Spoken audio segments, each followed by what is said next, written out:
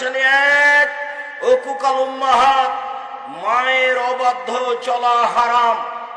ঘুম থেকে উঠে দেখে মনে হচ্ছে মায়ের মতো বড় শত্রু আর কেউ নেই, মায়ের মতো বড় শত্রু আর কেউ নেই।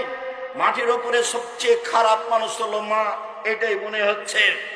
আল্লাহর নবী বলছেন সবচেয়ে বড় হারাম হচ্ছে মায়ের অবাধ্য চলা। দুই, মানাওয়াহাতিন, কৃপণতা অবলম্বন করা।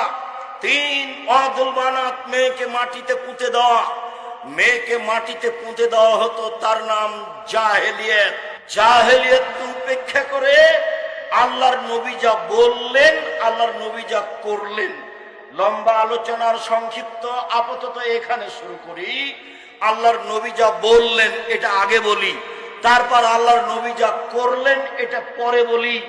জাহেলিয়ত দূর করার জন্য তিনি যা বললেন, তাতে তিনি বললেন, পৃথিবীর মানুষ শুনে রেখো, মান আলা জারিয়াতাইনে, কেউ যদি দুইটা মেয়ের লালন পালন করে, হাত্তা তাবলগা, বিবাহ দেওয়ার বয়স পর্যন্ত বিবাহ দিয়ে দেয়, ফাজ্জাও হুয়া ওয়া আনা ফিল জান্নাতে হাকাজা, তাহলে সে মেয়ের বাপ আর আমি জান্নাতে এভাবে থাকবো।